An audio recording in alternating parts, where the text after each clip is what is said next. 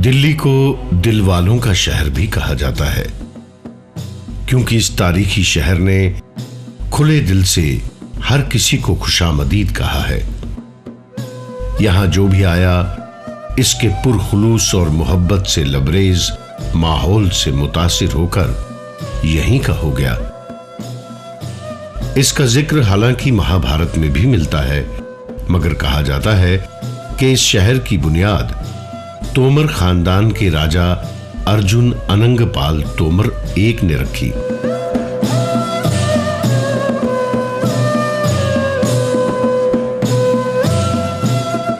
दिल्ली शहर अदब तमद्दुन के अलावा सूफी रवायत और इल्म हासिल करने का भी एक अहम मरकज रहा है। तारीख के मुताबिक पृथ्वीराज को जब दूसरी लड़ाई में मोहम्मद गौरी ने शिकस्त दी तो उसने कुतुबुद्दीन ऐबक को यहां का गवर्नर बनाया। उसके बाद मुगलों की आमद तक यहां पर खिलजी, तुगलक, सैयद और लोदी खानदान की हुकूमत कायम रही। इस दौरान दिल्ली में कई पीरों फकीरों, दरवेशों और मजहबी आलिमों की भी आमद हुई। उन्होंने लोगों को खुदाई इबादत के साथ साथ नेकी, अखलाक और आपसी रवादारी पर कायम रहने की भी तालीम दी। यही वजह है कि दिल्ली में ऐसी ही कई रूहानी शख्सियतों के मज़ार और दरगाहें मौजूद हैं, जहां सैकड़ों अकीदतमंद हर रोज हाजिरी देने आते रहते हैं। इसके अलावा इसी दिल्ली में दूसरे मज़ाहिब से ताल्लुक रखने वाले भी कई ऐसे मुकामात मौजूद हैं जिनके तई लोगों के दिलों में एहतराम और मोहब्बत सदियों से बरकरार है और रहती दुनिया तक रहेगा।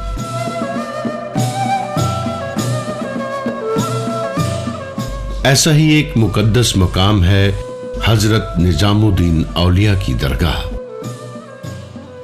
यहां हाजिरी देने के लिए रोजाना सैकड़ों की तादाद में बाबा के मुरीद आते रहते हैं। इनमें से बेशतर दिल्ली से बाहर के होते हैं। बाबा के मुरीदों में न सिर्फ हिंदुस्तान के बल्कि बैरूनी ममालिक के भी हजारों लोग शामिल हैं।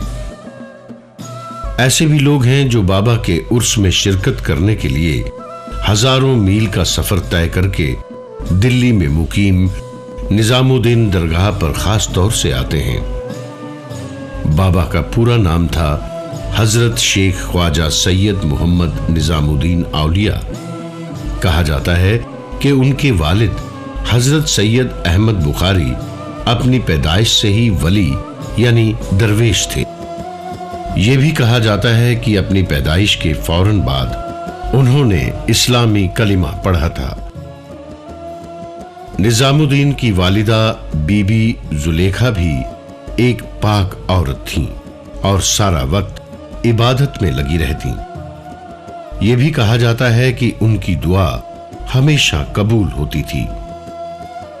सुल्तान शमसुद्दीन अल तमश के दौर में इनके बुजुर्ग बुखारा से हिंदुस्तान आए।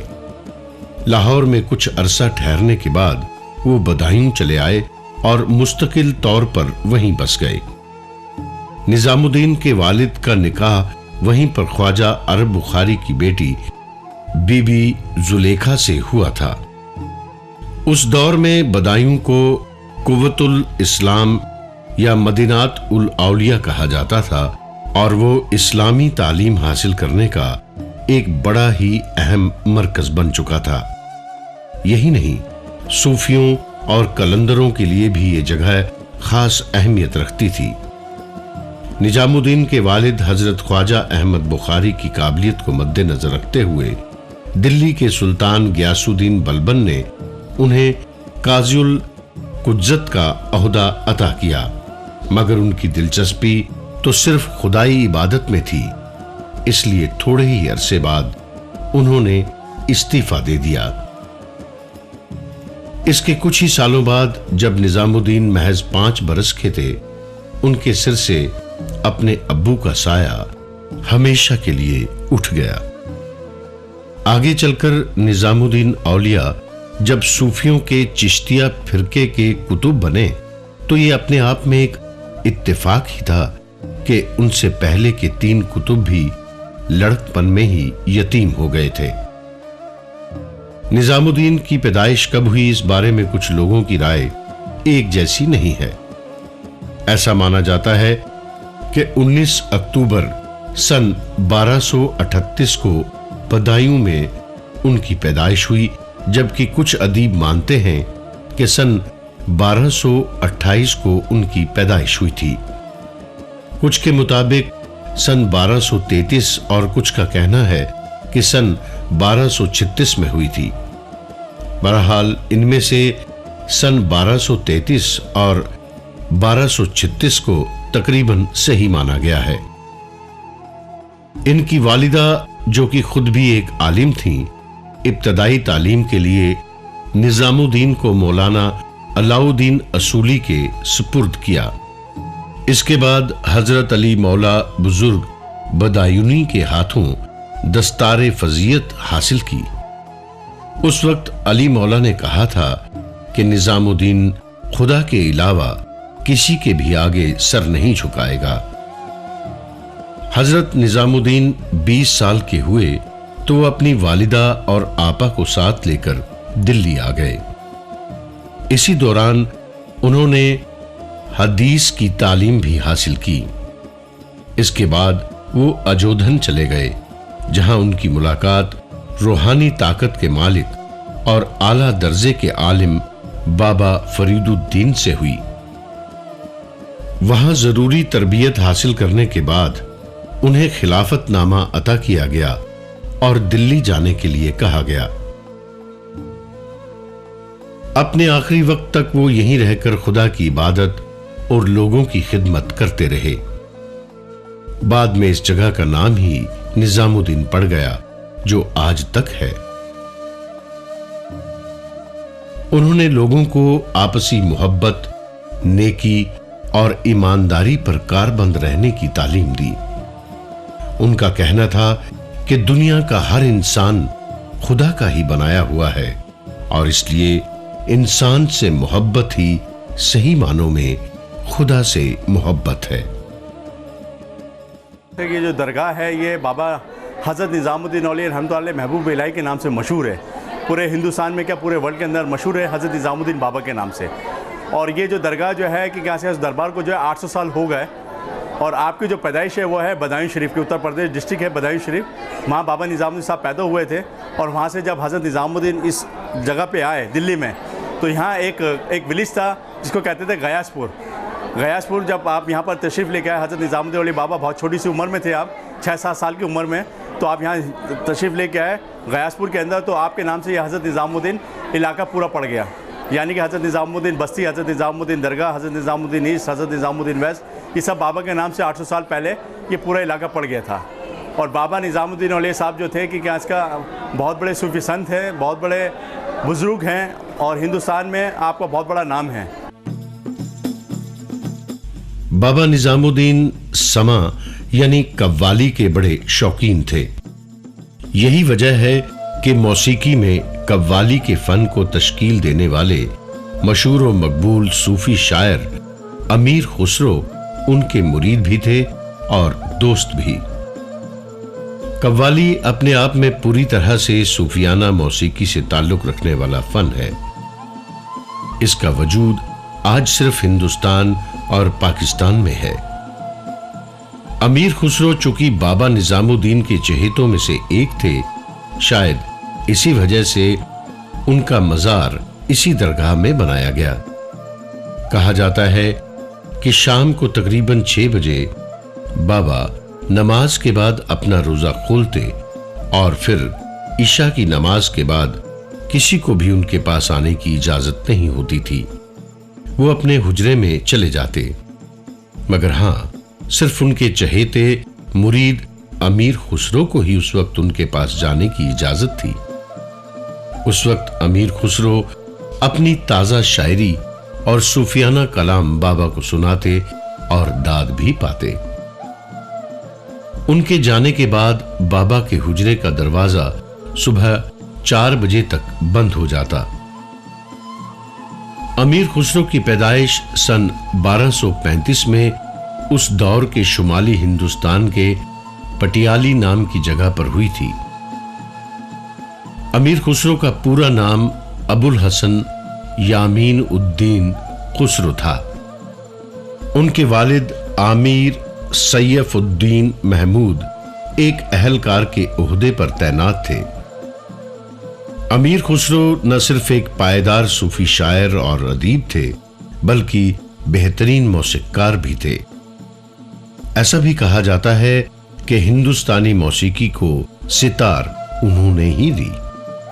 वो फारसी और हिंदवी जबान में शायरी करते थे। हिंदवी जबान भी पहले पहल उन्होंने ही इस्तेमाल की। ये दरअसल फारसी और हिंदी को मिलाकर बनाई गई थी। जो भी हो, मगर यह हकीकत है कि इस जबान में लिखी उनकी शायरी आज भी लोगों की जबान पर है। अपने फन में वो इतने माहिर थे कि कई बार लोग प्यार और खुलूस से उन्हें हिंदुस्तान का तोता भी कहते थे। शायरी की अपनी पहली किताब उन्होंने सन 1271 में पेश की। सन 1294 तक खुसरो 3 दीवान लिख चुके थे। सन 1310 में खुसरो निजामुद्दीन औलिया से मिले और उन्हीं के मुरीद हो गए। उसके बाद वो अपनी फौत तक वहीं दिल्ली में ही रहे। उन्हें आवाम का शायर भी कहा जाता है। उनकी शायरी में सूफी तालीम को बड़ी अहमियत दी गई है। आज भी निजामुद्दीन औलिया और अजमेर शरीफ दरगाह के अलावा दीगर दरगाहों पर भी उन्हीं के कलाम को कव्वाली की शक्ल में पेश किया जाता है।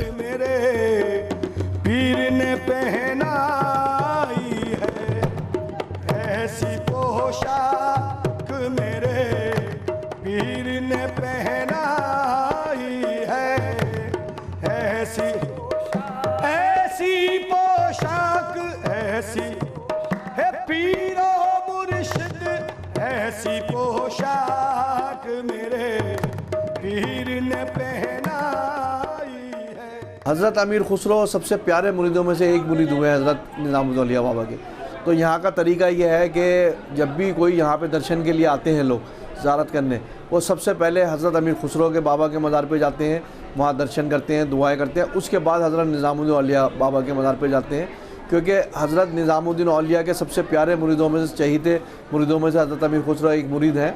तो इसलिए लोग पहले यहाँ दर्शन करने जाते हैं कि यहाँ दर्शन करके इनका वसीला लेके हज़रत निज़ामुद्दीन औलिया बाबा में जाएंगे तो हज़रत निज़ामुद्दीन औलिया का करम होगा और वो जल्द से जल्द कामयाबी हासिल होगी। निजामुद्दीन की दरगाह के नजदीक ही बेगम जहां आरा का मकबरा भी मौजूद है।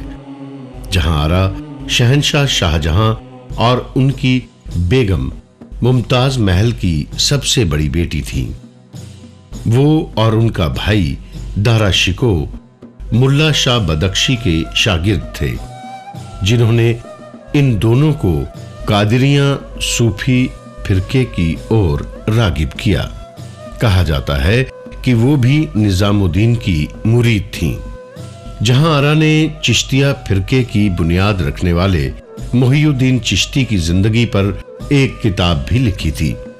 कहते हैं कि उन्होंने अपना मकबरा अपनी फौत से पहले ही निजामुद्दीन में तामीर करवा दिया था। उन्हें वहीं दफन किया गया है।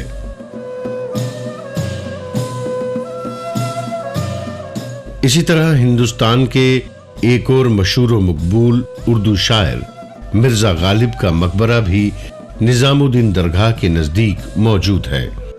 सफेद संगमरमर से तामीर शुदा मिर्जा गालिब का ये मकबरा दरगाह के बाहरी हिस्से में मौजूद है। शुमाल की तरफ 64 दरवाजे के आखिरी सिरे पर यह मकबरा मुरब्बे की शक्ल में बनी एक छोटी सी इमारत के अंदर बना हुआ है।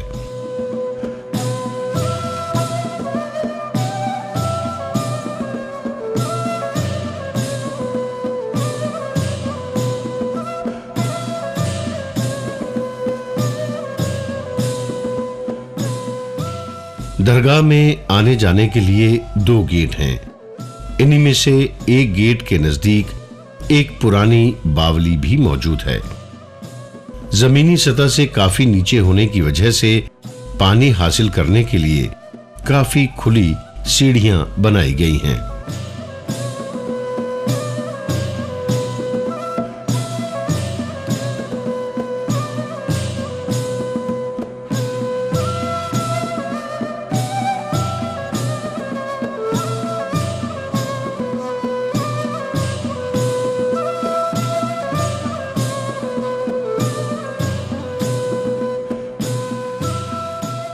बाबा निजामुद्दीन की दरगाह पर हाजिरी देने के लिए आने वाले जायरीन दीगर मजहबी व दूसरे मकामात को देखने का मौका हाथ से नहीं जाने देते। हकीकत तो यह है कि सारी बात अकीदे से जुड़ी हुई है। जब लोग दिल में एक यकीन लेकर आते हैं तो उनके लिए खुदा की बनाई हर अशिया एक जैसी है। वो किसी में भी किसी तरह के फर्क को महसूस नहीं करते हैं। एक एतबार, एक एहतराम उन्हें यहां ले आता है।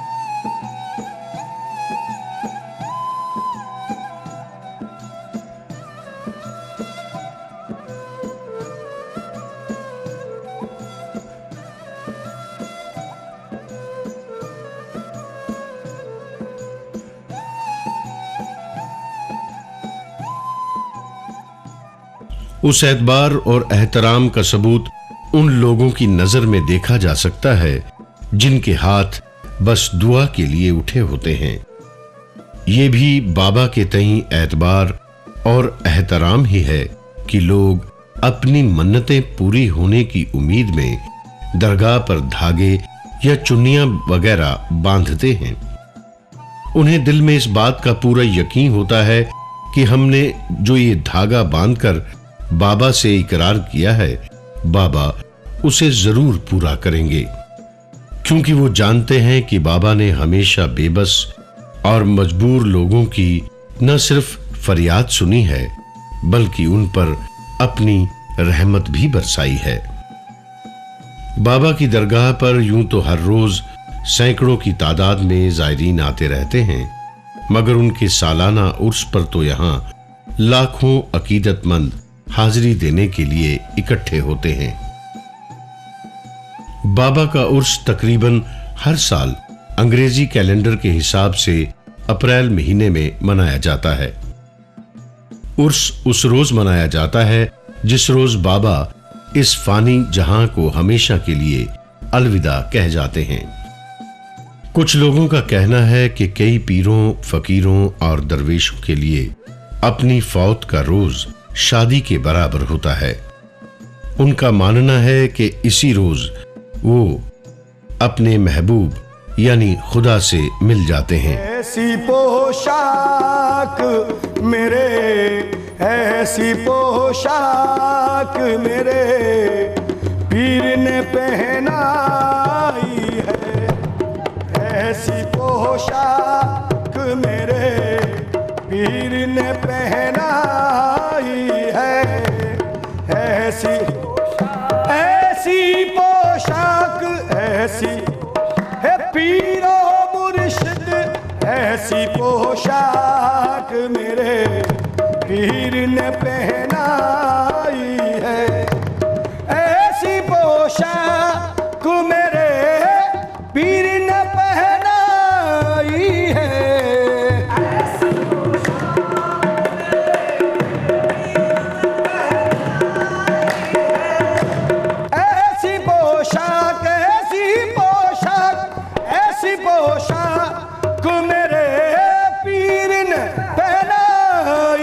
दरगाह की इमारत की तामीर दीगर इस्लामी अकीदे वाली इमारतों की मानिंद ही की गई है।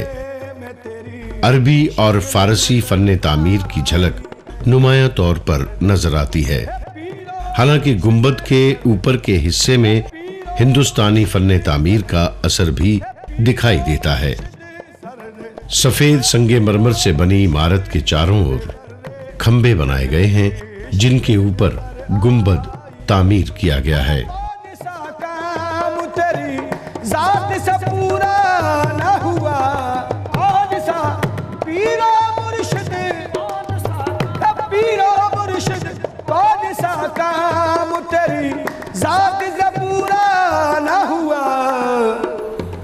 और तेरी निस्बत मेरे हर हाल में काम। बाबा का मकबरा एक खुली जगह पर मुकीम है। आसपास खुला अहाता है। लोग इमारत देखने के लिए नहीं बल्कि अपने मुर्शिद के मजार पर हाजिरी देने ही आते हैं। निस्बत हुई है जब से मुझे तेरे नाम से, दुनिया पुकार दी है बड़े एहतराम से। हर तेरी निस्बत अरे पीरो मुर्शिद तेरी निस्बत मेरे हर हाल में काम आई है। ओ जब तबीयत गमे तन्हाई से घबराई। निजामुद्दीन की दरगाह पर ऐसी रिवायत है कि अजमेर जाने से पहले जायरीन इस दरगाह पर हाजिरी देते हैं। दर हकीकत दोनों दरगाहों का ताल्लुक सूफी कलंदरों के चिश्तिया फिरके से है। ये भी हकीकत है कि मुहय्यिद्दीन चिश्ती ने ही इस फिरके की बुनियाद रखी थी। हजरत निजामुद्दीन उस फिरके के आखिरी दरवेश माने जाते हैं।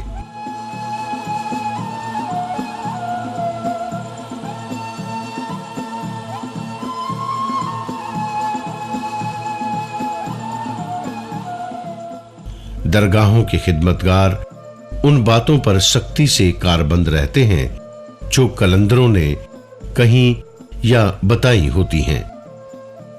यह अपने आप में असूल पर चलने की भी बात है और साथ ही ईमानदारी की भी।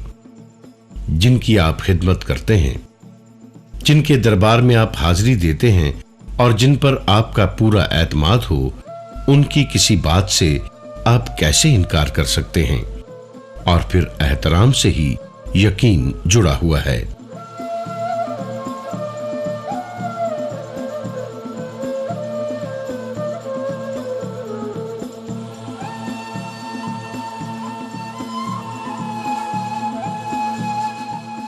लोगों का मानना है कि निजामुद्दीन के दरबार से ना ही पहले कोई खाली हाथ जाता था और ना ही आज जाता है। इसे ही अकीदत कहते हैं। इस दरबार के लिए ये माना जाता है कि ये हिंदू मुस्लिम भाईचारा आपस में प्यार मोहब्बत इत्तेफाक कायम और दायम करने का है। आप ये देखिए 800 साल से ये दरबार ऐसे ही चल रहा है और लोग ऐसे ही यहाँ आते हैं दरबार में, अपनी मन्नतें मुरादें दुआएं मांगते हैं और उन सबको जो उनकी मुरादें हैं वो पूरी होती हैं। और फिर दरबार में वो अपनी जो भी मुराद है उसके जो भी उन्होंने मांगा है और जो भी वो बाद में पूरे करना चाहते हैं, लंगर बनवाते हैं, खाना बनवाते हैं, लोगों को बांटते हैं, आपस में प्यार बढ़ता है, दुआएं एक अल्लाह की इबादत की जाती है।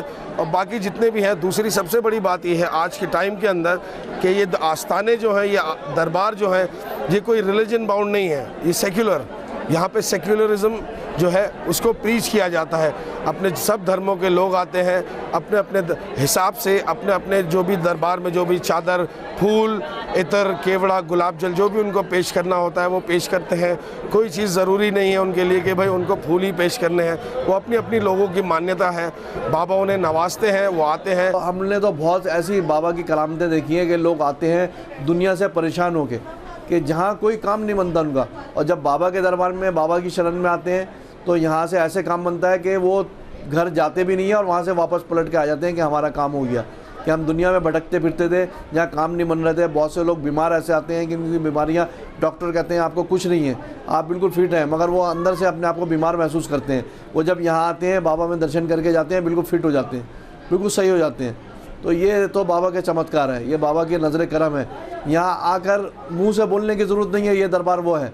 यहाँ आके बाबा के सामने बैठ जाओ आके और अपना सर झुका के बैठ जाओ। ये तो दिलों का हाल जानते हैं, हज़रत निज़ामुद्दीन औलिया बाबा दिलों का हाल जानते हैं। यहाँ सिर्फ आके सर झुकाना ही काफ़ी है।